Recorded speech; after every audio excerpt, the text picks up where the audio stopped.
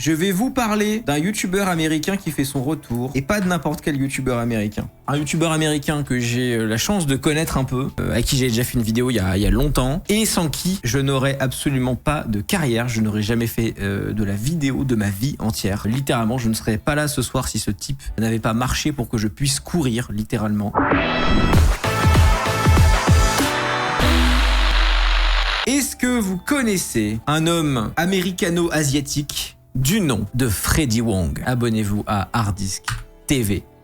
Alors pour ceux qui connaissent pas, il faut faire une petite rétrospective. On est au début des années 2010, c'est un peu le début de YouTube, etc.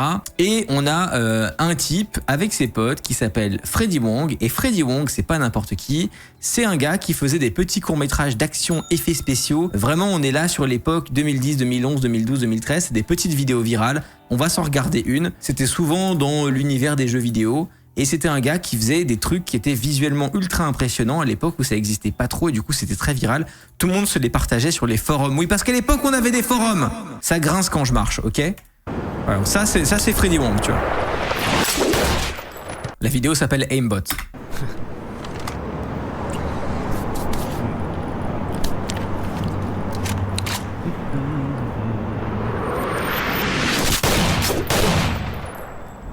Alors, si vous n'êtes pas forcément impressionné visuellement, rappelle qu'on est en 2010. Hein. Donc, ce genre de contenu n'existe pas, en fait, sur Internet.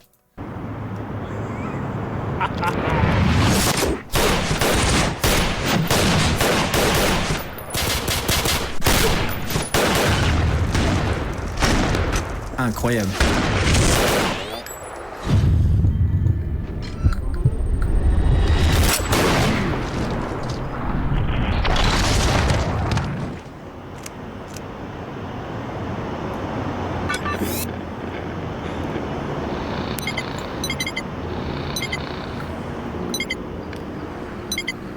Ouais, le 1080p arrivait à peine.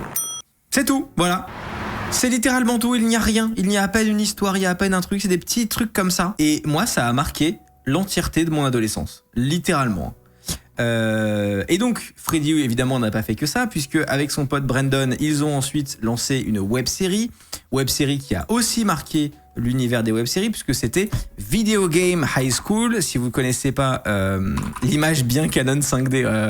Video Game High School, c'est une web-série qui a, pareil, marqué l'histoire des web-séries et du contenu en ligne. C'était vraiment un énorme step-up.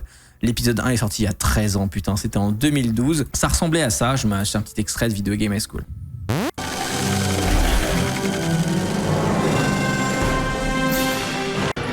Alright guys, nobody... Got him. Oh, Hi Justin, il y a 12 ans, putain de merde. God. So much power every time.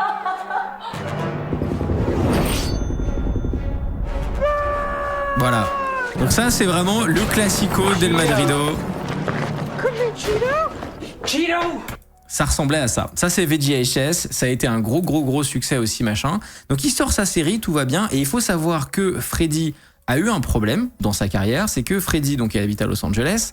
Et Freddy, lui, il a toujours voulu faire des films. À mon sens, c'était un peu, entre guillemets, le truc qui l'a fait galérer, puisque il voulait pas se contenter de faire des vidéos sur Internet, etc., comme ça, et continuer là-dessus.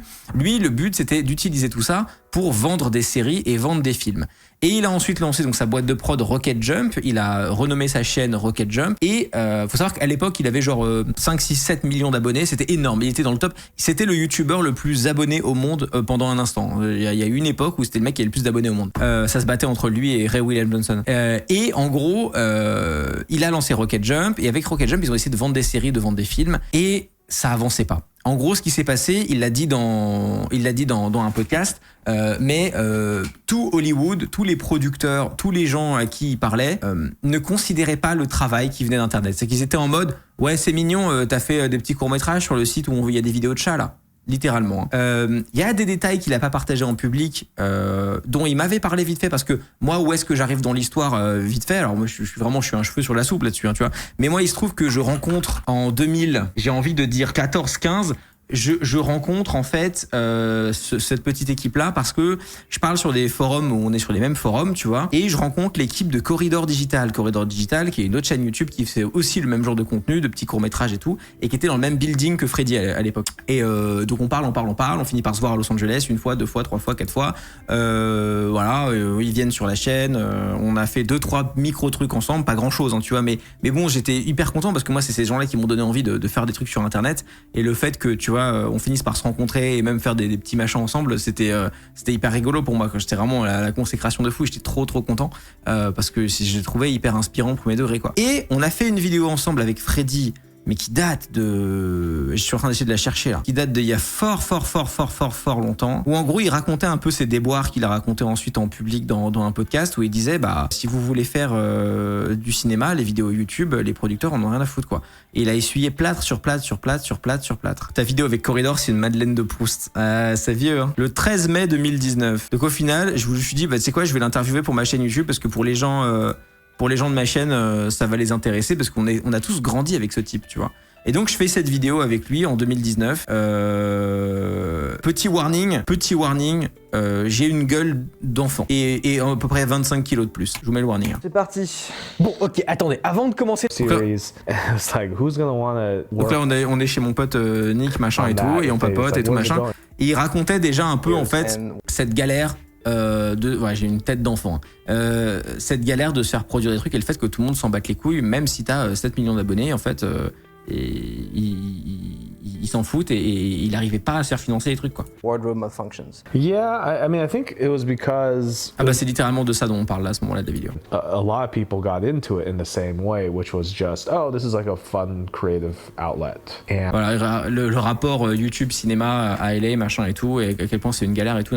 Donc on papote de tout ça, ok cool. Et il se passe plus grand chose dans sa vie, si ce n'est qu'il lance un podcast de Donjons et Dragons, parce que Donjons et Dragons très populaire en tant que contenu sur le YouTube US, tout ce qui est jeux de rôle et tout machin, il y a une énorme niche, et il décide d'utiliser son podcast Donjons et Dragons pour financer un long métrage qui est sorti depuis, et ça devient ça un peu sa vie. Il fait son podcast Donjons et Dragons avec ses potes, tout l'argent que fait le podcast Donjons et Dragons, parce qu'il génère beaucoup d'argent, ils le mettent de côté, et il claque tout l'argent dans des films. Et c'est un peu ça le truc. Et là, il nous fait une vidéo, il y a 11 jours, sur la chaîne Rocket Jump, où il raconte toute son histoire, et il revient en détail sur ce qui s'est passé dans son absence, qu'il a été absent de YouTube pendant littéralement 6 ans. Pendant 6 ans, il n'a rien uploadé sur YouTube, et il raconte exactement ce qui se passe, la suite pour lui, et des détails aussi sur des projets qu'on lui a volés à Hollywood, enfin un cirque total. Je vais mettre les sous-titres en français, parce que ça va être 18 minutes de vidéo en anglais, donc ça peut être un peu long, mais je trouvais ça intéressant parce que c'est pas n'importe qui, c'est le papa de la vidéo sur Internet, et en tout cas moi c'est un type, c'est mon mentor absolu dans ce que je fais aujourd'hui. I think I got lucky because in high school I figured out the one thing I wanted to do for the rest of my life, and that was making movies. That strapping young lad over there is me, diving across the floor with 2 guns, and even in a gunfight, I make sure to take off my shoes indoors. These are clips from a feature-length film a friend and I made in high school back in 2002, and man, everybody in this movie is wearing sunglasses, huh? 2002 was a very clutch time to start playing around with After Effects and Final Cut Pro. Along the way, making movies has intersected with other pursuits, such as my brief yet fruitful career as a stone-cold globe-trotting Guitar Hero professional. Et on a ça en commun, que lui aussi c'est un joueur de Guitar Hero. Vraiment, Freddy est dans mon cœur, quoi. Angels and Airways, Flyleaf and Sebastian Bach after this from the Hard Rock in Times Square. Don't go anywhere. This is about as serious as it gets. That's my gold medal from the World Series of Video Games from 2007. I keep that around to remind me of how good I am at Guitar Hero. But even though I was one of the most electrifying pro gaming personalities of all time, behind all of that was a desire to make entertaining videos. Like this one, the first video Brandon and I made freshman year of college, along with our friend Pat. And this is the oldest artifact I have. Quand tu fais ce genre de vidéo, comment tu convaincs les personnes car elles ont rien à gagner? C'est de la confiance, ça faisait 2-3 ans qu'on se parlait vite fait, qu'on se croisait chez Corridor, chez machin, donc au final tu finis par aborder les gens et ça passe ou ça casse, et je trouve que ça passe parfois, quoi, c'est tout. From the pre-YouTube days. A tintype photograph of me in a bear costume. Back then, Nico, Sam, Brandon and I... Ça c'est les mecs de Corridor il y a 15 ans, quoi.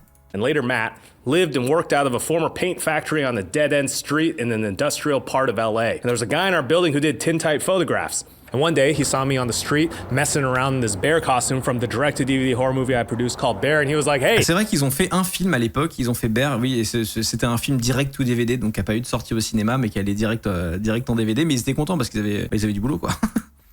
You want a picture of that? And I said, yeah. This unassuming dead-end street was where we all got our start. It was completely empty after work hours and also on the weekends, so it quickly became the backdrop for numerous visual effects experiments, action shorts, full-on gunfights with realistic weapon props. In those days, we could get away with basically whatever we wanted. Mais ça, c'est un truc d'époque aussi, parce que eux, ils faisaient des courts-métrages d'action, donc ils avaient des fusils d'airsoft et tout, machin, nanan. Aujourd'hui, tu pourrais plus faire ça. Hein. Tu pourrais plus du tout faire ça. Je m'étais déjà fait la réflexion. Mais genre, en 2025, sortir comme ça avec des répliques d'airsoft pour faire des petites scènes et tout, machin, non, mais les gens appellent la police. Vraiment, à l'époque, ça c'est vraiment mon premier truc de vieux, mais à l'époque, ça passait, tu vois. And nobody would call the cops on us. So we started working on the Freddie W. YouTube channel in early 2010, which was, in retrospect, a clutch time to start a YouTube channel. And by the end of the first year and nearing 1 million subs, we did something called the Freddie W. YouTube Road Trip 2010. The plan was to solicit cool locations from our then burgeoning 97% male, 3% female fan base, and then get in an RV and drive around the country and meet up with... C'est vrai que c'était un peu des communautés qui étaient des fêtes à la saucisse, hein, ça c'est vrai. ...those fans to make cool YouTube videos. We're pioneers in this sense because we weren't just meeting up with fans, we were using them for content. We met people who recognized us from our videos for the first time. This is our first ever fan meetup in an In-N-Out outside of Sacramento. We made a video with Ian and Anthony from Smosh. We got our first community guideline strike for this video. Ah ouais, non, bah alors à l'époque, la sécurité... We had to explain to YouTube, this is a visual effects channel. I'm not stupid enough to stand in front of a guy shooting a rifle at me. That is a real explosive charge, though, inside the watermelon. It's not like we didn't test it. Non, mais le mec, putain, avec un casque de vélo, une charge explosive et une pastèque, quoi. Mais voilà, bon, c'était l'an de grâce 2011, quoi. First. 3, 2, 1. See, the other watermelon is fine. We also made our first viral video, Future First Person Shooter. It's kind of weird. I have to run in a weird way. On our YouTube channel, we were always pushing ourselves and trying new things because we wanted to learn as much as we could about filmmaking. Remember, I didn't get into movies because of YouTube. I got into YouTube because I wanted to make movies. Et ça, je trouve, un problème qu'ont eu beaucoup de créateurs, c'est de pas se suffire de YouTube. Et c'est un gros souci parce que c'est pas parce que t'as du respect et que ça a marché pour toi d'un côté que ça va marcher de l'autre, au contraire d'ailleurs. Et il l'a découvert, mais il en parle. Mais 2012, vous allez voir, il y a une histoire qu'il raconte dans les vidéos qui est une dinguerie. Je l'ai déjà vu évidemment. Mais... made Video Game High School. Kitty, move. Kitty, move. And you know what? I'll say it. That show's pretty good. I think it's fair to say it's a cult classic now. I don't know if I get to say that. It'd be like editing your own Wikipedia page, but you know. This time we're watching VGHS, which is my favorite thing in the world. It's my favorite thing in the world. Brian D happened to beat him on national television. Ooh. It is the epitome of what can be done with an independent internet series made by a group of people who epitomize independent internet success. The years have been kind to our show, but few seem to remember that when VGHS first came out, about half of the Freddie W audience thought it was the shittiest, cringiest thing they had. À l'époque, tout le monde disait que c'était cringe et oui. Et en fait, c'est marrant parce que, en fait, je sais pas, ça a autant marqué l'époque qu'à l'époque, les gens réagissaient à ça comme ils réagissaient un peu quand tu connais pas du tout des gens qui réagissaient à la web-série Noob. Si vous vous souvenez, les sous-titres sont des synchros. Ouais, je peux pas les resynchros, je suis désolé, j'ai rien du tout. Ou genre, en fait, t'es là, mais c'est quoi ce truc bizarre? Genre, mais wow, c'est hyper gênant. Ever seen. None of the cool gaming blogs we were reading would write about it. Kotaku, don't get me started on Kotaku. They hated us there because nobody wanted to talk about Video Game High School. And we're like, this is a YouTube show about video games. What else do you want, Kotaku? Les médias qui voulaient pas écrire d'articles et tout, alors que t'es là, genre, c'est une web série à propos de jeux vidéo, t'es un média de jeux vidéo, de quoi tu parles, putain? A lot of those YouTube subscribers smashed that unsubscribe button and never came back. Most went into the loving arms of Machinima, which later got sold for $100 million and these days looks like they sell pickleball equipment. Ouais, Machinima, j'avais fait une vidéo sur Machinima à l'époque. Machinima, le réseau de l'enfer, qui n'existe plus d'ailleurs aujourd'hui, c'est terminé. Hein. Additionally, all of the cool Hollywood professionals we were working with thought the show sucked. They were like, can we please change the name? High School? Like, we can't sell High School. Brands would tell us, we can't sell High School. Can you change it to something cool, like Video Game Academy? And we're like, no! Now, I'm not going to act like we didn't take any brand money we could get wherever we could get it to get that show made. Je savais pas que YouTube était aussi mal vu par les médias JV, mais YouTube a été mal vu par tout le monde et c'est que depuis genre les gars, on est en 2025 et j'ai encore parfois des réunions lunaires avec certains diffuseurs, certains trucs, hein. Genre vraiment. Hein. There is egregious product placement in Video Game High School, but even we upstart internet losers had our limits. So when AT&T asked us to change the name of the internet on the show to the AT&T Uverse. Ah oui, alors ça, parce qu'évidemment, donc c'était une web-série qui était très ambitieuse en termes de prod, je vous laisserai regarder Video Game High School, et en gros, bon, ils ont besoin de faire beaucoup d'OP et de placement de produits parce que genre à financer, c'était impossible. Et AT&T, qui est un des fournisseurs d'accès à Internet les plus connus aux États-Unis, était un des sponsors, et un des trucs que AT&T avait demandé et qu'ils ont refusé, et qu'ils ont réussi à refuser, c'est qu'ils voulaient que à chaque fois qu'on mentionne Internet dans la série, le personnage dise AT&T Uverse au lieu de Internet. Le malaise. Le malaise total. We politely declined. This ended up being a major tactical blunder. Years later, we're shopping around the animated spin-off with our partners at Titmouse, and we have been pitching this thing for years at this point. We've gone back to places, and there's just like new leadership there, so like, let's pitch it again. We finally get a bite at Cartoon Network, and like we have executives who... Oui, parce qu'ils ont fait un spin-off en version animée de la série, et donc il dit, ils ont eu la chance de pouvoir le pitcher à Cartoon Network. Believe in the show. It feels like it's finally gonna get made. Our lawyers are about to get talking to each other. Our deal's about to be struck. But then, Cartoon Network Studios gets folded into Warner Brothers Animation, which is itself a subsidiary of Warner Brothers Discovery. Warner Brothers Discovery got formed when Discovery merged with Warner Media. Warner Media was spun off by their parent company, you guessed it, AT&T. You managed... Voilà, tu passes 3 ans à pitcher ta série animée. Mais c'est ça, mais la réalité d'Hollywood, c'est une dinguerie. Tu passes 3 ans à pitcher ta série animée, ça commence à prendre, et puis la société se fait racheter par une autre boîte qui se fait merger dans une autre boîte et tout machin, et t'as plus aucune discussion, finito. Et t'as perdu 3 ans. C'est vraiment... tu vois, c'est pour ça que genre, si j'ai des opportunités... Bon, au cinéma, je pense pas, parce qu'aujourd'hui, c'est plus du tout mon univers, tu vois.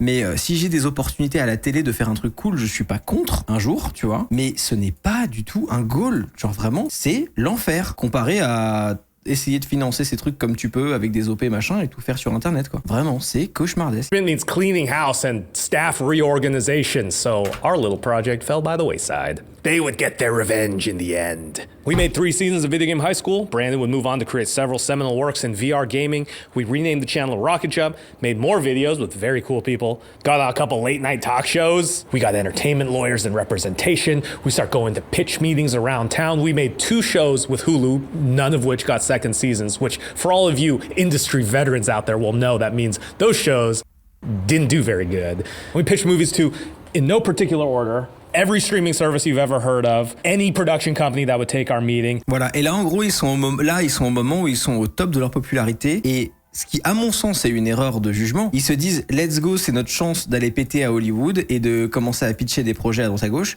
au lieu de double down sur YouTube et de ne faire que du YouTube. Et je pense que ça aurait eu, ils auraient eu une carrière différente, tu vois. YouTube, Snapchat, Xbox, Yahoo, Verizon, Go90, Quibi. We couldn't get a show with Quibi. Everyone got a show with Quibi. Alors ça mériterait une vidéo à part entière. Si vous n'avez pas connu Quibi, c'était un service de streaming un peu à la Netflix qui a duré, je crois, genre 4 mois. Et en gros, le concept, c'était des petites séries verticales que tu pouvais scroller. Super innovant. Tu te dis, ah bah super, quand t'es dans le métro et tout machin, c'est comme regarder du Netflix mais en mode bite-sized que tu vois que tu peux skipper facilement et tout. Super idée, trop bien. Le Covid. Plus personne prend le métro, fin du truc. Ils ont eu plus de financement pendant 4 mois. Enfin, ils ont claqué tout leur financement en 4 mois. Alors qu'ils avaient acheté des séries originales et tout machin. Ils avaient passé 1 an à tourner des trucs. Finito. Incroyable. Et je sais pas si les séries qui étaient diffusées sur Quibi existent quelque part. Peut-être qu'elles sont disponibles en torrent ou je sais pas quoi, mais pour l'instant, à mes yeux, c'est un peu des lost media. At one point, I flew to China for 2 weeks to pitch Chinese media companies, which, by the way, caused a minor conspiracy theory that Rocket Jump had been acquired by Chinese media companies, to which I say... Il était tellement au bout de sa vie qu'il a commencé à pitcher à des boîtes de médias chinoises et les gens ont cru que sa boîte s'était fait racheter par la Chine, mais c'est juste que personne voulait acheter les trucs quoi. Bro, I wish. At one point we were in talks with Steam. We were talking to those guys for months. And one day we hop on the phone with them and they're like, yeah, sorry, we don't have the power to make that show. So much for flat organizational structure, huh? You want a true tale of Hollywood woe? Let me tell you about The Witcher. We're big fans of the Ah games. oui, alors ça. De toute sa carrière, écoutez bien, et je vais vous le traduire après pour ceux qui n'ont pas les sous-titres et tout, ou les sous-titres sont en décalé, je suis désolé, mais c'est lunaire ce qui s'est passé là. Donc là, il parle, je sais pas si vous vous souvenez, sur quel streaming c'est sorti ça ? La série The Witcher. C'est sur Netflix. Donc là, il parle de la série The Witcher. Sachant que Freddy Wong, sa spécialité, c'est un peu d'adapter des trucs qui viennent du monde du jeu vidéo. Il a commencé à travailler sur la série The Witcher qui est sortie.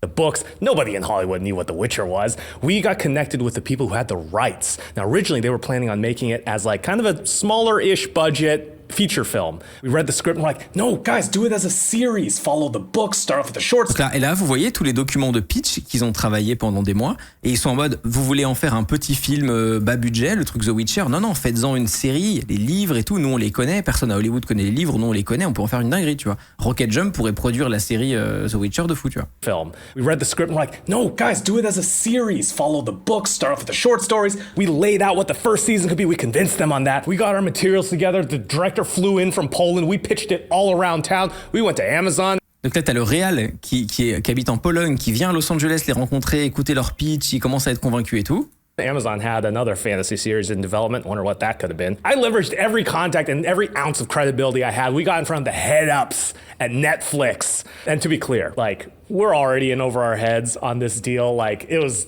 We didn't think we were going to really get much out of this because, you know, we're kind of Johnny-come-lately to the party. So we pitch it all over the place. We don't hear anything. Months later, we hear they're doing it. And of course, we're nowhere near this project, which is fine. We get it. Donc, les mecs disent non. Au final, ils apprennent que la série va se faire. Donc, rappelle qu'à la base, c'était un film. Hein. Donc, finalement, ils gardent l'idée série que Rocket Jump a amenée. Mais attendez, c'est pas le pire.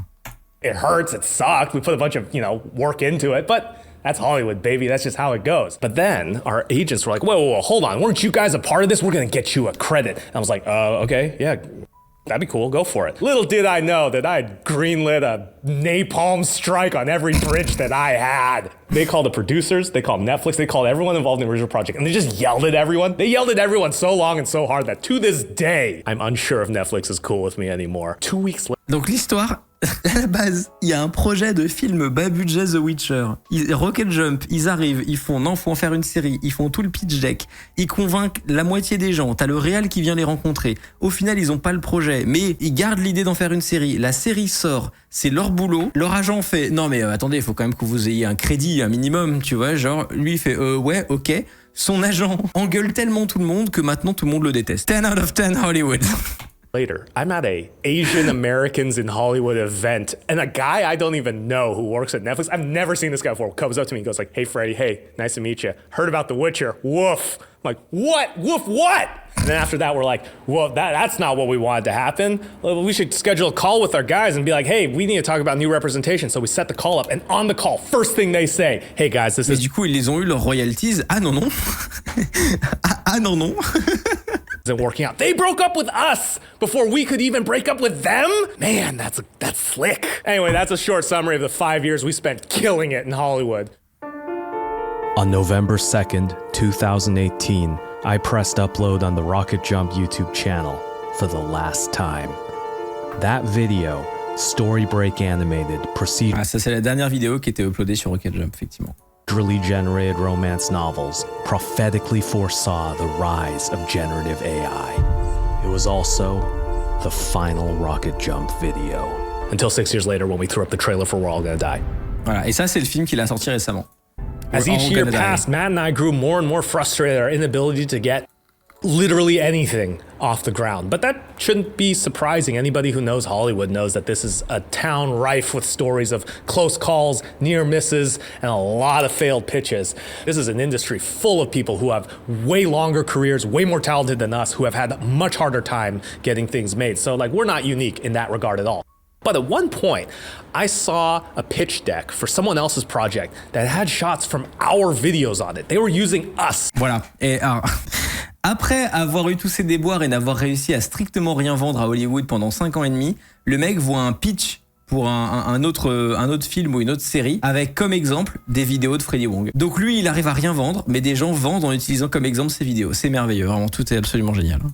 As reference imagery. I saw that and I felt ashamed. So finally, we decided to go back to the way we've always done things, by ourselves on our own. We need to make a feature film entirely within our own means. Thankfully, a decade of experience and a wealth of accolades as an early online... Un truc que je comprends pas avec ces artistes, ils travaillent 200 heures sur chaque vidéo, mais au final, ils vivent d'amour et d'eau fraîche. Non, en fait, le truc c'est que, en règle générale, non, parce que là, tu vois, quand ils faisaient du YouTube, des trucs comme ça, juste rémunération YouTube classique. Mais par contre, quand tu fais des pitchs, ouais, c'est comme un appel d'offres, en fait. Donc si t'as pas l'appel d'offres, t'as bossé pour rien, quoi. Internet influencer pioneer at the forefront of online digital media entertainment afforded me incredible insight into how to get a feature film production off the ground. Insight which I share with you now. Making a movie the Freddy Wong way. Ouais, dis-nous comment on fait un film, Freddy. Step 1. Gather talented friends. Step 2. J'ai des potes. Create an improvised Dungeons and Dragons comedy podcast with those friends and become one of the top subscribed podcasts on Patreon in the world. Dungeons and Voilà, et c'est son podcast Dungeons and Daddies qui est un des plus gros podcasts aux US qui du coup sert de littéralement tirelire pour financer ses films. Daddies is probably the funniest thing we've ever done. Second only, of course, the Anime Crimes Division, which, by the way, I was playing Death Stranding 2. Riley is in Death Stranding 2. So is Sungwon. What a treat. His voice, not his likeness. I wonder if Kojima knows that he's got the two leads of hit web series Anime Crimes Division and Death Stranding 2. He's a huge nerd. He might. But I just saw his Criterion Closet episode, and it's all... Have you seen it? It's all obscure Japanese cinema, so probably not. For the next 4 years, we're doing our D&D podcast, and Matt and I are squirreling away all of our podcast money to blow it all in one place. Our first feature film, independently financed in 2022. Alors, je vous encourage à aller le voir, We're All Gonna Die, si ça vous intéresse, ne serait-ce que pour la culture, tu vois, du early internet et de ce qui devient et tout. J'ai pas encore vu le film, je l'ai juste acheté parce que c'est Freddy et que j'en ai rien à foutre. Même si au final, je finis par jamais voir le film parce que j'ai pas le temps. J'ai envie de le voir, soit dit en passant. Mais juste, j'ai pas vu le film, je l'ai juste acheté parce que prends mon argent, en fait, tu vois, ça suffit. The middle of the pandemic, which in retrospect was the worst time to independently finance a feature film. With that movie, we got into our first festival, South by Southwest. We got to see firsthand how the tech bros ruined Austin. Also, Gordo's is the best donuts in the world right now, no question. After the festival, we did a small theatrical run, and now the movie is available for digital download and torrent, and I'm working on the Blu-ray as we speak. I have the check disc. I have to go. Ah oui, parce que c'est Freddy Wong, il l'a aussi lui-même mis sur les sites de piratage, parce que c'est Freddy, évidemment. Make sure there's no errors on it after we're done here. I'm seeing all the receipts come in, and let me tell you, boy howdy, we're not making our money back on this one, eh? Ouais, évidemment, c'est une perte d'argent énorme, mais c'est... Ouais. But that's fine, because we made a movie we're proud of, and we learned a lot throughout the process. And that basically catches you up to where we are today. Matt and I are gearing up to make another movie, and this time, it's not an introspective sci-fi road trip comedy featuring stunning performances by Ashley Birch and Jordan Rodriguez. No! This one's gonna be a punchy martial arts action comedy starring me, the greatest... La bonne nouvelle, c'est que nouveau film de Freddy Wong financé grâce au podcast et il continue cette méthode de financement. Donc au final, il revient un peu au début qui est faire tout grâce à Internet et moi, m'est avis qu'il aurait pu et dû faire ça depuis le début en vrai. Guitar Hero player who's ever lived. Is this the most bald-faced self-insert vanity project ever made? You be the judge. The movie is called Nail House. Exactement, Tokum, c'était les champions des effets spéciaux. Mais du coup, il raconte tout ce qui lui est arrivé et on est là-dessus, quoi. Donc là, son film s'appelle Nail House. It's about two brothers defending their family dumpling shop. This restaurant that you see before you from an evil tech giant who wants their land for a corporate campus. Think Stephen Chow, Jackie Chan, with a whole lot of heart. The older brother, played by me. The younger brother, someone you may recognize, Brandon H. Lee. Et je suis extrêmement heureux parce que Freddy va jouer dedans et je suis automatiquement heureux. You might know him from Cobra Kai. I know him as a 5th degree black belt who's medaled extensively in national and international competition. Incroyable. Impressive, right? But I can do that. Piece of cake. By the way, you might have noticed, this isn't a real Chinese restaurant I'm standing in. This is a set that we... Et oui, incroyable. En fait, c'était un des décors du film dans lequel il tournait depuis le début et c'est un décor. Built, inspired by the numerous Chinese American restaurants that I remember growing Comme quoi, les podcasts aux US, ça fait de l'argent. Hein. Up and having family dinners in. Now you might be asking yourself, seems like a lot of work. Why build a whole Chinese restaurant set? It's It's because we found that over the years, you get the best action by planning it out inside the spaces that you're going to be shooting in. It allows you to experiment with ideas, try things out, fling your body around, and most importantly, play around. Last year, we tested the idea of building out our spaces early by building a train car and shooting the first action sequence of the movie. It was a way to test our action design workflow. Ça, c'est l'avantage, c'est qu'ils sont à Burbank, Rocket Jumps, ils ont fait ça dans leur bureau, et ils ont un hangar où ils peuvent construire des décors. Et ça, c'est très, très, très pratique. It was also a way to get a little bit of the movie done. And yes, doing it this way is slower, it's more expensive, it's not the quote-unquote right way of doing things. Et c'est pareil en France sur l'économie des podcasts en termes de rentabilité. Bah, c'est pas les mêmes chiffres. C'est-à-dire qu'un podcast audio, on parle, hein, un podcast en France, ça génère pas ce que génère un podcast américain. Par contre, en termes de rentabilité, oui, c'est du pur délire. Hein. En fait, c'est simple parce que bon, aujourd'hui, les podcasts sont souvent en vidéo et tout machin, mais si c'est que de l'audio, mais en fait, le rapport entre le coût de production et ce que ça rapporte est démentiel. Donc, disons que oui, en termes de rentabilité, ouais. But there is no right way of doing things. It took us 15 years to figure that out. Don't you get it? Can't you see what's happened to creativity? We marched willingly into the open arms of capital to be rewarded with a curse. The curse is that now we all have to fight for people's attention, busking on a global stage and hawking our wares to a society decadent in distraction and frivolity.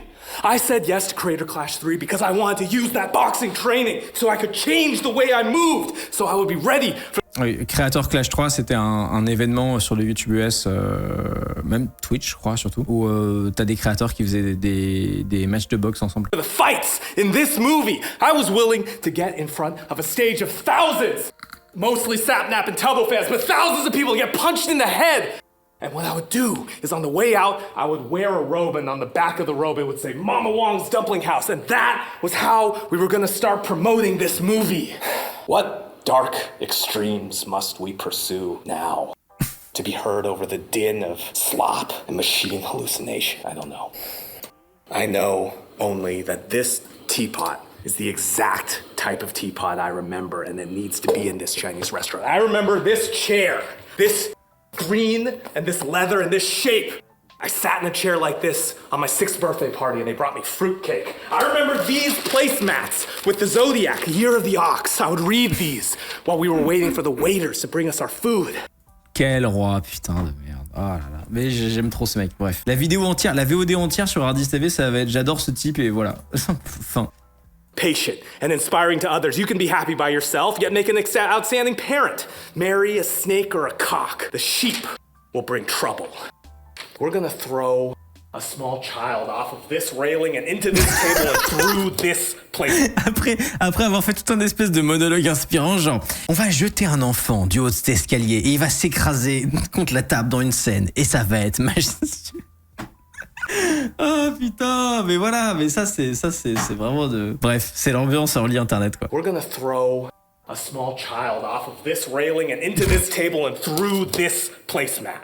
You're probably wondering, Freddie, why now? Why not end Rocket Jump on a high note? Story Break animated, procedurally generated romance novels was one of the best videos you guys have ever made. Why come back? The answer is simple. I'm coming back because I've waited long enough. Long enough for some, not all, but some of our original fan base to become high net worth individuals. What's up guys, Freddie Wong here. Et alors là c'est parti. Et donc là, nouvelle strat aussi de financement pour lui qui dit à la fin, grosso modo je vous le dis parce que j'ai déjà vu la vidéo, c'est qu'il a créé un Discord et il a dit genre, pourquoi je reviens maintenant? Parce que certains de mes fans de l'époque sont maintenant devenus riches et vous pouvez nous donner votre argent. Et il a fait un Discord qui s'appelle Pour nos fans riches. Voilà, c'est très drôle. You were tickled pink by Medal of Honor Cat and then acquired unfathomable generational wealth playing Minecraft. Or perhaps you're a fan of Video Game High School and cryptocurrency. Or perhaps you were moved by what the crying PC gamer had to say about hackers in online spaces, then became a financial dominatrix, or FinDom, and are now in charge of a diverse portfolio of perverts and are looking for new, exciting ways to blow their wads. Of cash, that is.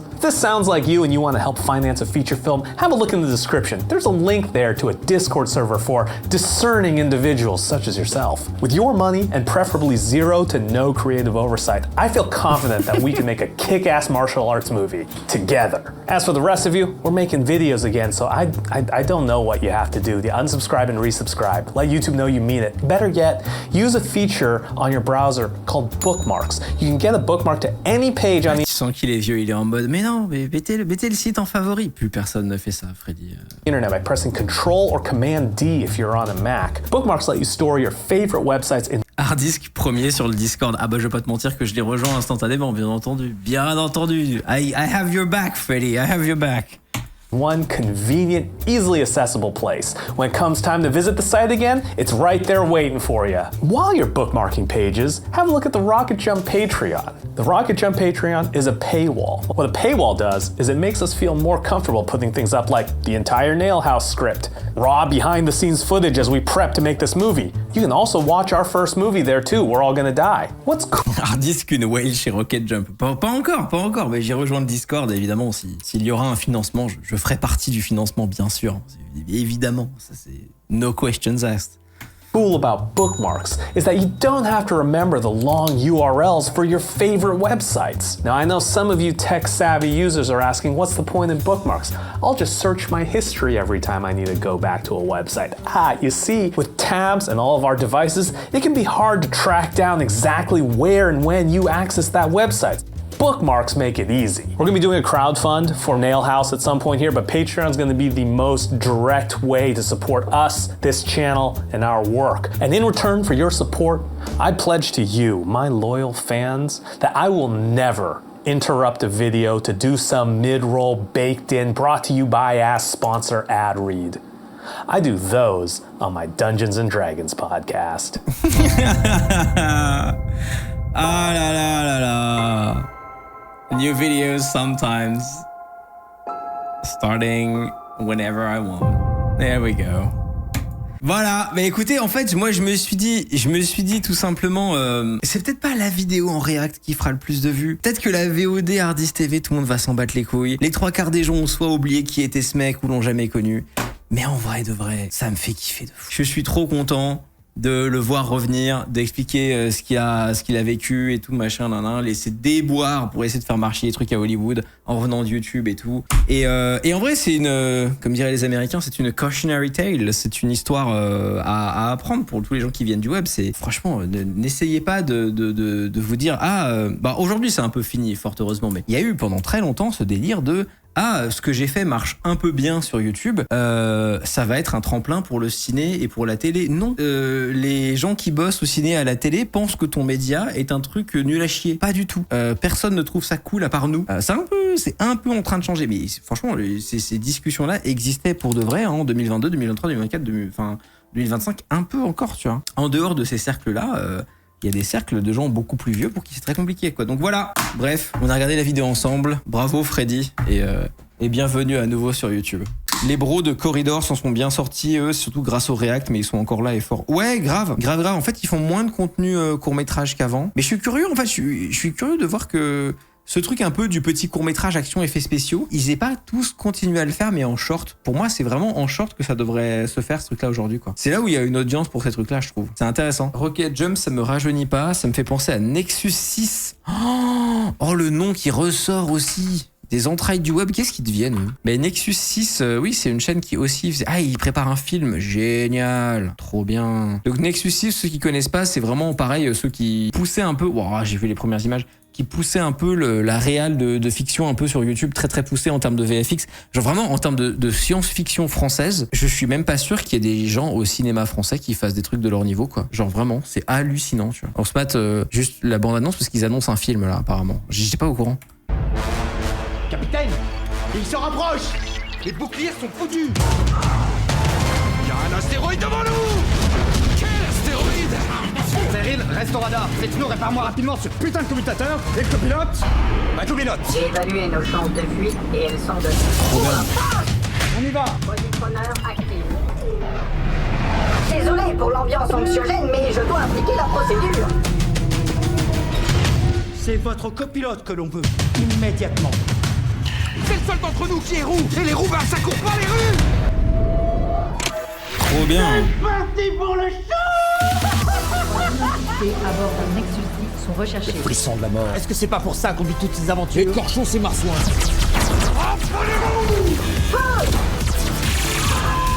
Putain, il se la donne, hein, vraiment, c'est incroyable. Éliminer le reste du Nexus 6. Capitaine, n'abandonne jamais son vaisseau. Dites, quand on ferme les yeux, quel effet ça fait exactement? Je pense qu'on trouvera quoi au vaisseau? Je tire direct dans la tête et on n'en parle plus.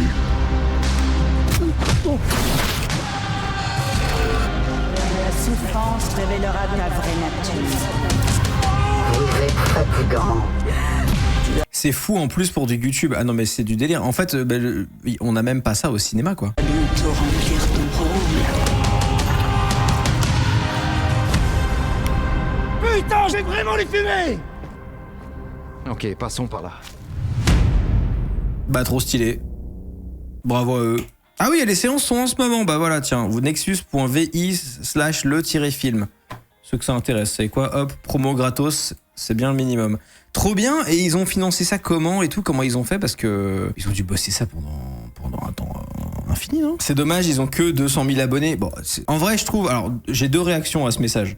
Le premier, c'est je trouve qu'on est quand même matrixé par les chiffres aujourd'hui parce que 200 000 abonnés, c'est énorme, en vrai de vrai. Même si, tu vois, les trucs à la TikTok et tout, ça a complètement déformé la vision parce que les gens maintenant pensent que ça y est, en dessous de 4 millions d'abonnés, t'existes pas, tu vois. Donc 200 000, en vrai, c'est énorme. Et ensuite, bah, c'est vrai que c'est pas non plus le contenu le plus recherché en ce moment, quoi. C'est pas faux. C'est pas que tu peux pas faire fonctionner de la fiction, c'est juste que le landscape a changé, quoi. C'est plus pareil, quoi. C'est différent, ça doit être un Ulule, ouais, peut-être, ouais. Mais ouais, aujourd'hui, surtout pour eux, ce qu'ils veulent faire en soi, je sais même pas si YouTube aujourd'hui est. Je me demande en fait si j'aurais un truc focus YouTube en premier, je suis même pas sûr. Quel plaisir!